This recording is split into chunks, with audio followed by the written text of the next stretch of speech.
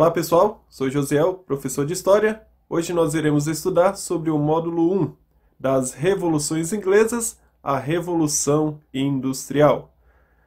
Pessoal, vamos começar então com um documento de grande importância assinado no ano de 1215, conhecido como a Carta Magna, assinada por um rei conhecido como João Sem Terra, o filho do rei Henrique II, o irmão daquele famoso lá, o rei Coração de Leão. Pessoal, a Magna Carta de 1215, ela é o documento mais importante na história da elaboração de uma Constituição da Inglaterra. Ela está limitando o poder do rei. Quem quiser aprender um pouco mais sobre esse assunto, deixa a indicação do filme aí, Sangue e Honra. Tem um outro filme que é muito bom também, é o filme de Robin Hood, este filme aqui que está aparecendo aqui em nossa imagem. Antes das Revoluções Inglesas, nós ainda temos um evento aí que marcou bem a história, conhecido aí como a Guerra dos 100 Anos, apesar que durou 116 anos, mas ela acaba levando aí o seu nome de Guerra dos 100 Anos, entre a França e a Inglaterra. Pessoal, nessa guerra se destaca aí uma grande personagem, a mulher, a famosa Joana d'Arc. Também tem um filme da Joana d'Arc e você pode aprofundar o seu conhecimento aí com este filme. Um outro evento que está acontecendo agora dentro da Inglaterra, uma guerra civil, pela ali duas famílias brigando, descendentes de uma única família pela disputa do trono, é a Guerra das Duas Rosas, que está acontecendo em 1455 e 1485. Nós temos de um lado a Casa do York, com a rosa branca, do outro lado nós temos a Casa dos Lancaster, com a rosa vermelha. Pessoal, e essas duas famílias estão se chocando em uma guerra civil para disputar o trono. Nós temos então o Henrique VII, que vence então a batalha. Ele vai arrumar uma cartada de mestre, vai casar com a Isabel de York, montando então a união dessas duas famílias, surgindo a nova família no que ficou conhecido como a Rosa de Tudo. Então nós temos uma nova dinastia agora na história da Inglaterra, a dinastia Tudor. Pessoal, talvez o Henrique VII você não lembre muito, mas no ano passado você estudou aí sobre o famoso Henrique VIII, que é o seu filho, o maior símbolo do absolutismo inglês. Ele fechou o parlamento britânico, ele discordou das questões religiosas do Vaticano, inclusive ele rompeu com o Vaticano, criando ali o divórcio com a sua esposa e arrumando um novo casamento. Criou também uma nova religião, conhecida como a religião anglicana, que está em vigor até os dias de hoje.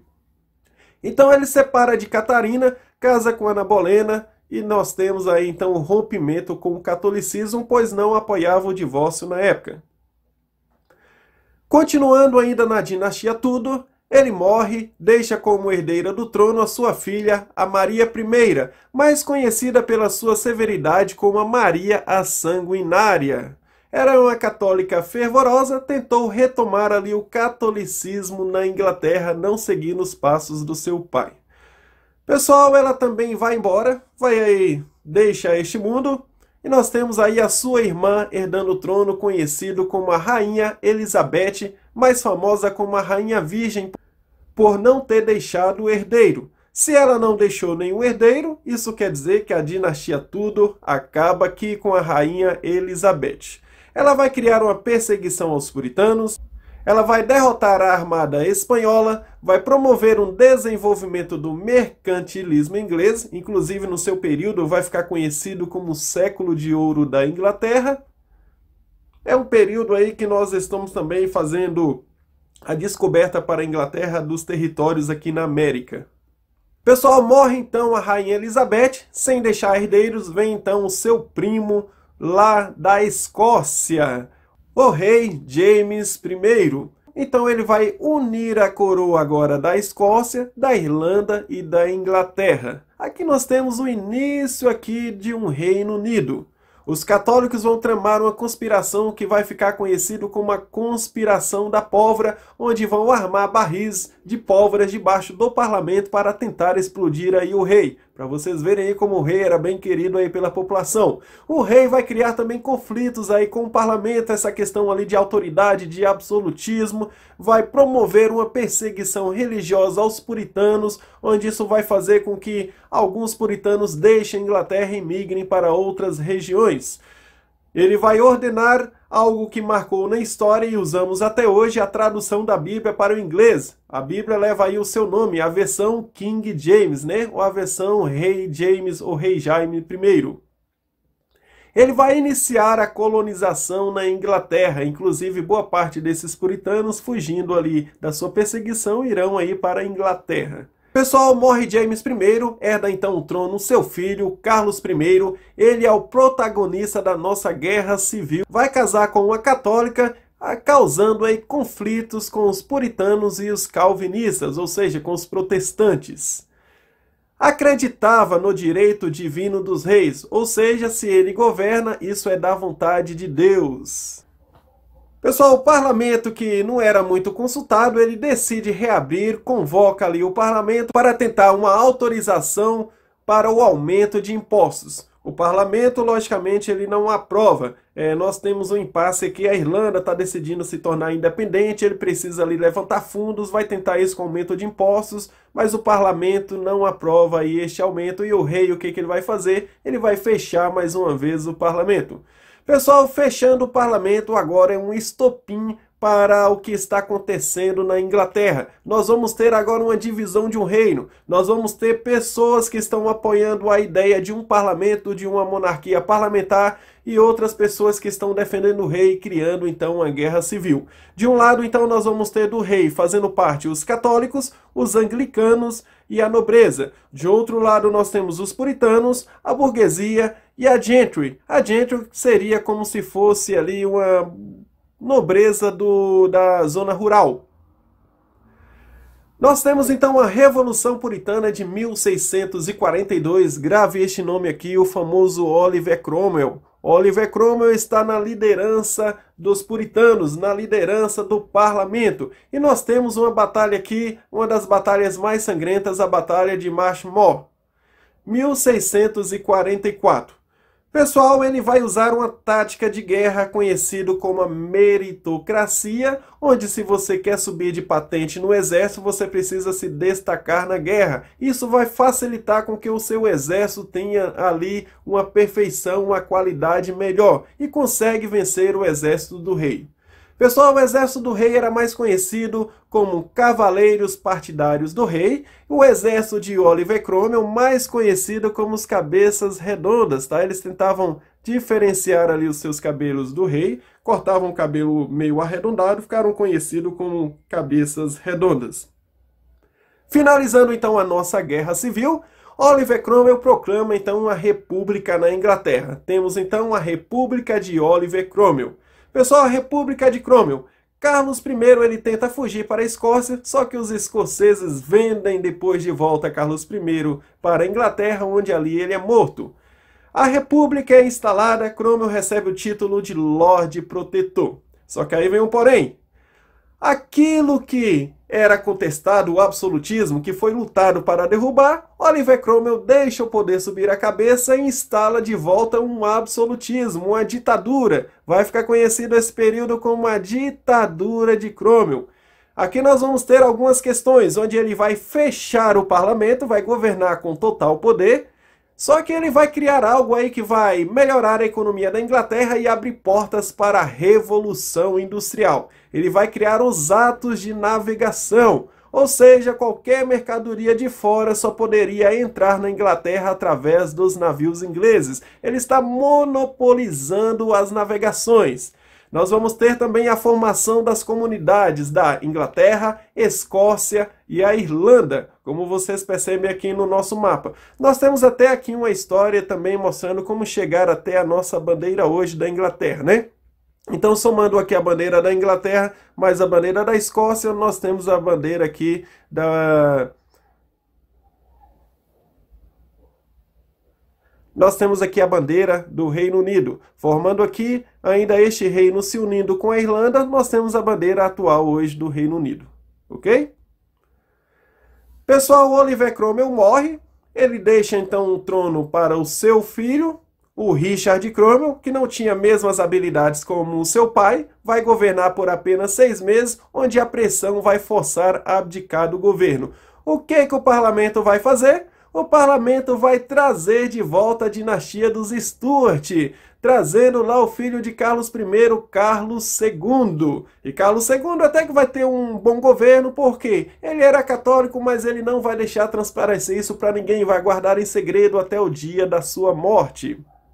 Pessoal, Carlos II então morre, assume em seu lugar o seu irmão James II. Diferente dele, James II vai querer instaurar aquele absolutismo de volta, vai criar mais uma vez treta com o parlamento e isso vai complicar aí a situação da Inglaterra. Só que o parlamento ele não aceita mais aí este absolutismo. O parlamento já experimentou a democracia uma vez, então o parlamento vai fazer de tudo agora para tirar os Stuarts do poder. E o que o parlamento vai fazer? O parlamento vai contratar o genro do James II, conhecido como Guilherme de Orange, e vai falar: Guilherme, é o seguinte, ó, a gente não quer mais os Stuart no poder. Nós estamos pensando em colocar você no poder. O que você acha? Só que tem um porém. Você não vai governar sozinho. Você vai governar junto com a Bill of Rights, ou seja, a Carta dos Direitos.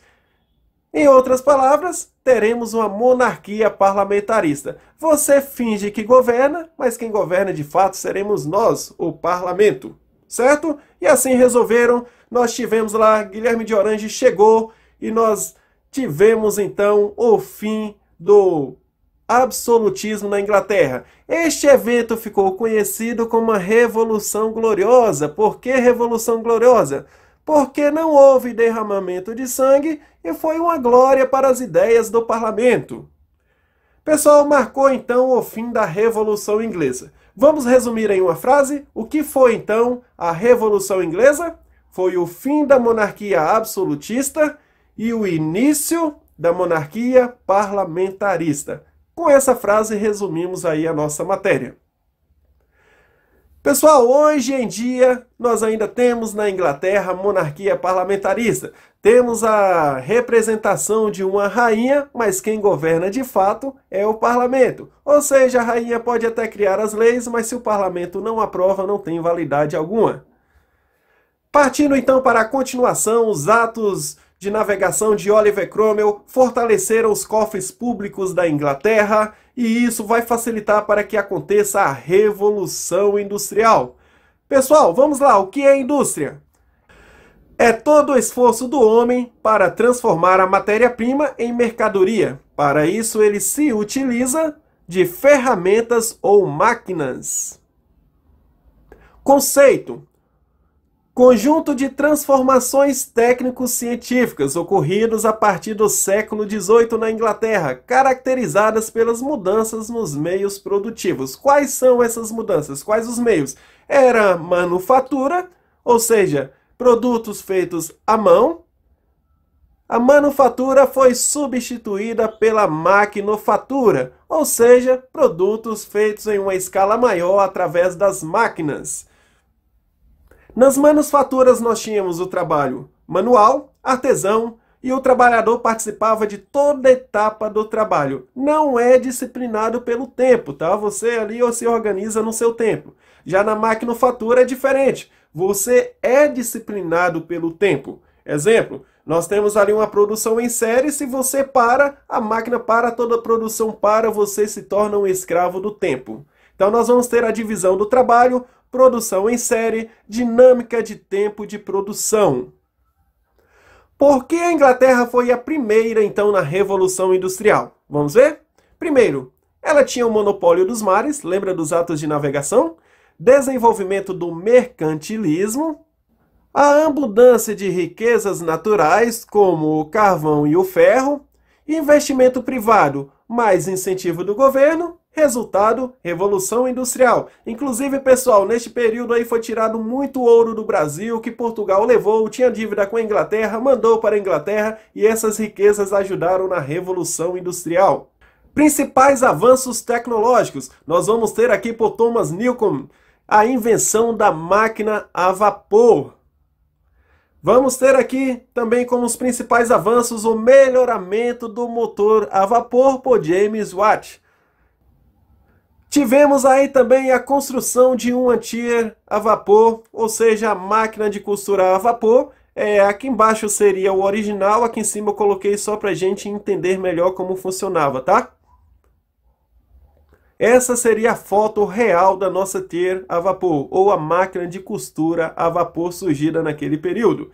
Pessoal, e nós temos também a embarcação a vapor, como por exemplo, quem assistiu aí o filme do Titanic, né, já está fazendo parte aí dessa segunda revolução industrial. A locomotiva a vapor foi de grande destaque também. Consequências da revolução industrial. Bom, na parte social, nós vamos ter o trabalho humano foi sendo substituído e regrado pela máquina, o trabalhador tornou-se operador de máquinas, o ritmo da vida e do trabalho deixou de ser determinado pelo ritmo da natureza e vai passar a atender às necessidades de produção. Uso em grande quantidade de mão de obra infantil nas fábricas, e sem contar péssimas qualidades de vida, baixos salários e assim por diante. Isso vai causar também um êxodo rural, pessoas saem dos campos, vão para as cidades, aglomerando as cidades em busca de trabalho. Ainda como consequências, nós temos a divisão social. Vai surgir aí a classe burguesa, que são os donos e os proprietários das indústrias, e vai surgir aí também a classe dos trabalhadores, conhecido como proletário. Prole vem de filhos, né? Ou seja, se você tem muitos filhos, você é pai de muitos filhos, você é um proletariado, precisa trabalhar para sustentá-los. Então, por isso, chamamos o trabalhador de proletariado.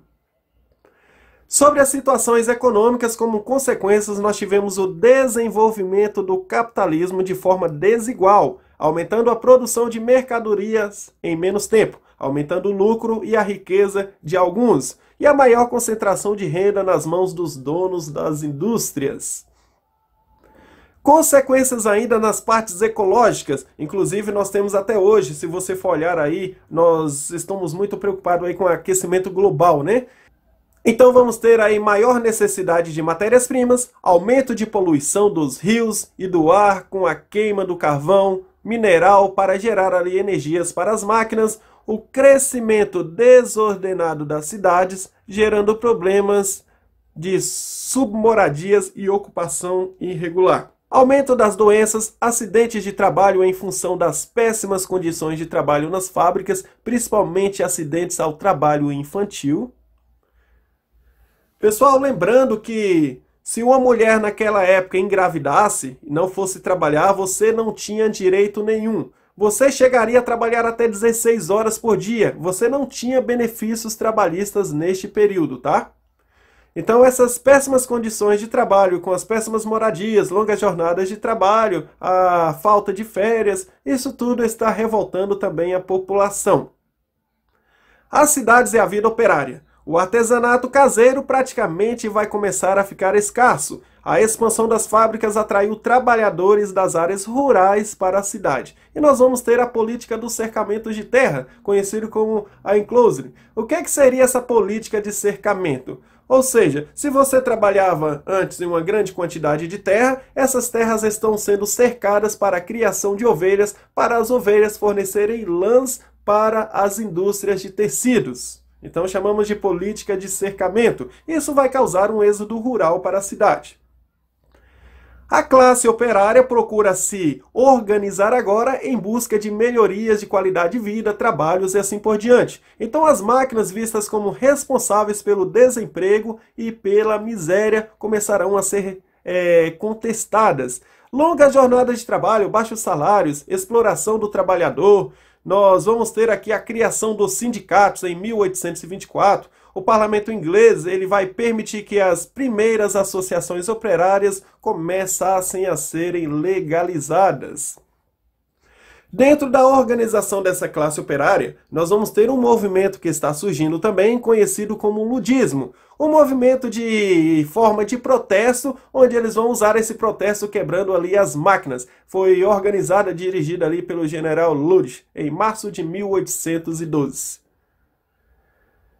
Outro movimento de organização de classe operária, nós temos também conhecido como cartismo, né? Ou a Carta do Povo. O movimento vai nascer aí em Londres em 1837, quando uma nova associação de trabalhadores envia uma carta ao parlamento inglês, um documento com mais de 1 milhão de assinaturas que estavam requerendo algumas questões, dentre elas o voto secreto, renovação anual dos membros do parlamento, e a recusa do parlamento em aprovar a carta acabou desencadeando uma onda de greves, manifestações e até prisões. Você pode assistir cenas deste movimento no filme Tempos Modernos de Charles Chaplin. É um ótimo filme para você abordar este assunto aí.